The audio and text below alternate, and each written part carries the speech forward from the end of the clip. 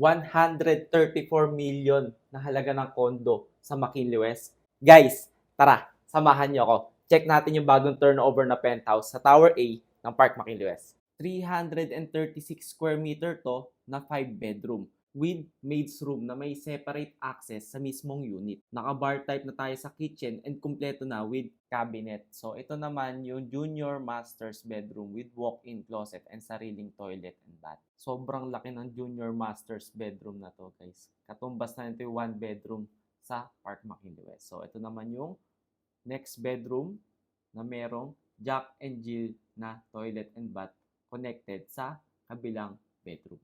Lahat ng bedroom may kanya-kanyang modular closet and split type aircon. So ito naman yung storage area with powder room and storage area again.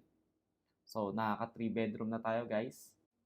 And yes, nasa gitna ang living and dining area kaya maluwag siya tignan. So check naman natin tong isang room na to. Office naman to na may sariling toilet and bath na connected sa 4th bedroom. So, total of 6 ang toilet and bath niya, including yung powder room and yung sa maid's room. So, next naman natin is yung sa master's bedroom. So, ito yung walk-in closet niya and may sarili siyang toilet and bath na may bathtub.